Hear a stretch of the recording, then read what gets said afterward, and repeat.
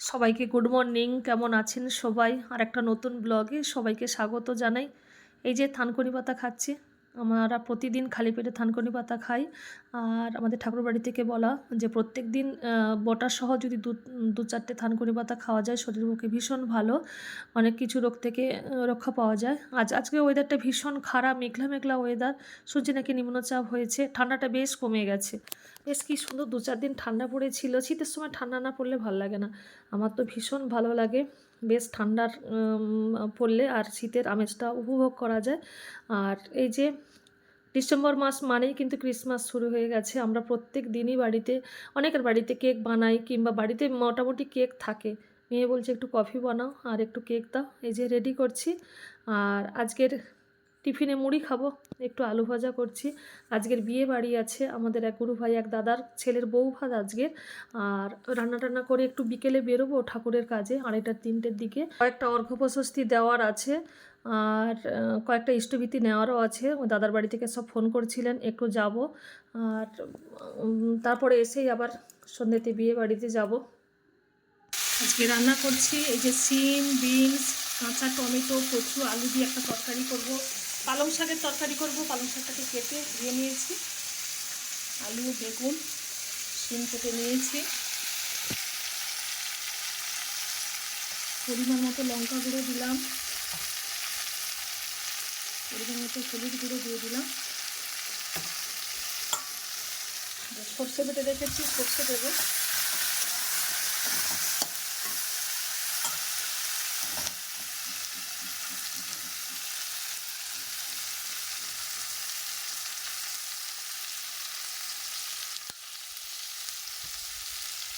রানীকে দেখাই।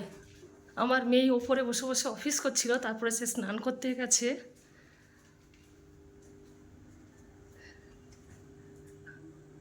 কি রে, তুই এখানে শুয়ে আছিস?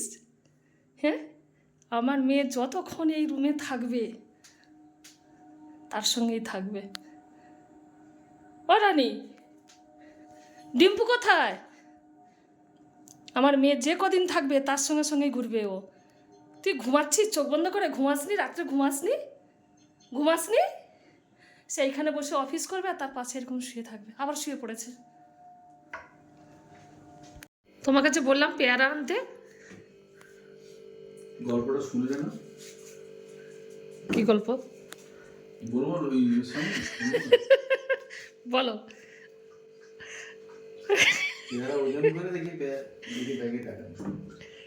বেশ, রেখে দাও।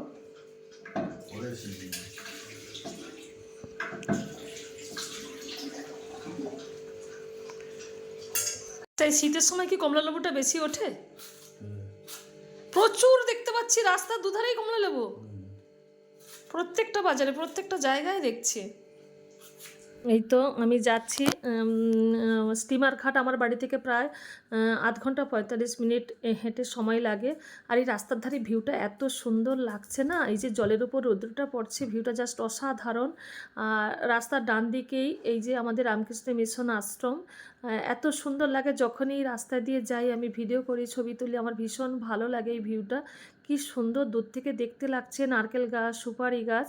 এই যে লেখা সুন্দরবন না রামকৃষ্ণ মিশন আশ্রম, কাকদ্বীপ, বুদ্ধপুর, স্থাপিত 1979 সাল। আর কি সুন্দর লাগছে। এটা হচ্ছে রামকৃষ্ণ মিশন স্কুলের খেলার মাঠ, আর বাঁ সাইডেই হচ্ছে রামকৃষ্ণ মিশন স্কুল। আর এই যে ঢালাই রাস্তা। আর দেখতে দেখতে আমি চলেও এসেছি স্টিমার ঘাট। এখানে আমাদের প্রচুর দাদা গুরু ভাইদের বাড়ি আছে, দাদা মাইদের বাড়ি। আর এই ডান দিকে সব মাছ ধরা নৌকা। এই যে বিল্ডিংটা দেখতে পাচ্ছি প্রাচীরদা, এটা হচ্ছে এখানে মাছ শুকনো করা হয়। যেখানে লেখা আছে Asian fish meal and feeds private limited. আর কি সুন্দর সব মাছ ধরা নৌকাগুলো, ছোট ছোট দেখতে এত সুন্দর লাগছে। আর ছোট নদী, আর দূর থেকে দেখতে পাচ্ছি এখানে একটা নৌকা তৈরি হচ্ছে, এখনও জাস্ট কমপ্লিট হয়নি, কিন্তু জাস্ট অসাধারণ লাগছে দেখতে। এই যে আমরা রেডি হয়ে চলে এসেছি বিয়ে বাড়িতে, জাস্ট অসাধারণ লাগছে রাস্তা থেকে, একদম রাস্তার ধারেই এই লজটি। আর কি সুন্দর ডেকোরেশন, ফুলের কাজ, লাইট দূর থেকে জাস্ট অসাধারণ লাগছে। এই লজটির নাম সোনার তরী। ভিতরে ঢুকেই দেখলাম প্রচুর গেস্ট এসে গেছে, এখন তো প্রায় 8:30 9টা বাজতে যায়। আর শীতের সময় অনেক আগে থেকেই সব গেস্টরা চলে এসেছে। ভেতরের ডেকোরেশনটাও কিন্তু খুব সুন্দর হয়েছে। এই যে দূর থেকে দেখলাম আমাদের গুরু ভাইরা সবাই এসেছে।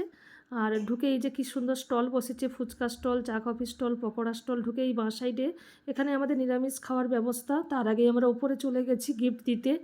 আর সবাই এখানে ছবি তুলছে, গিফট দিচ্ছে। আমাদের মন্দির থেকে যে গুরু ভাইরা দাদা মায়েরা এসছেন তারাও গিফট দিচ্ছে। আর সবাই মিলে ছবি তোলার জন্য রেডি হয়ে গেছে, আমরাও গিফট দিয়ে দিলাম। আর সবাই মিলে একটা গ্রুপ ছবিও তুলে নিলাম। নিচে এসে আমার হাজব্যান্ড এই যে কফি খাচ্ছে, বলছে না আমি ফুচকা বা পকোড়া টকোড়া খাবো না।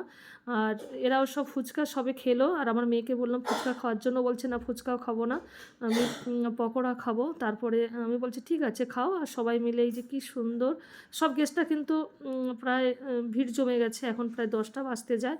আর আমি বললাম যে না একটু পরে খাবো, এখন কয়েকটা ফুচকা খাই। আমার মেয়ে তাই জিজ্ঞাসা করছে কেমন হয়েছে মা, বলছে খুব সুন্দর হয়েছে ফুচকা, যেমন ঝাল লবণ সব একদম ঠিকঠাক হয়েছে। কেমন খেলে? আইতলা রান্না অসাধারণ।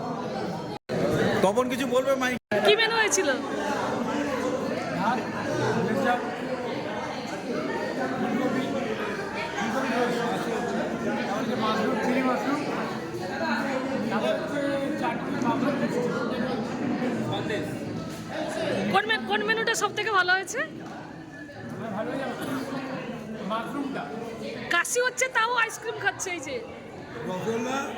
রাত্রিও হয়ে গেছে, আমরা এসে খেতে বসে গেছি। আজকের মেনু হয়েছে আলু ভাজা, ডাল, ভেজ ডাল হয়েছে, ফুলকপি রোস্ট হয়েছে, মাশরুমের তরকারি হয়েছে, চাটনি হয়েছে, পাঁপড়, আইসক্রিম, মিষ্টি। আর আমরা খাওয়া দাওয়া করে জাস্ট বাড়ি চলে যাচ্ছি। এখন তো প্রায় 11:15 বাজে, অনেকটাই ঠান্ডা কম। আজ খুব ভালোভাবে কাটালাম। সবাইকে গুড নাইট, টাটা।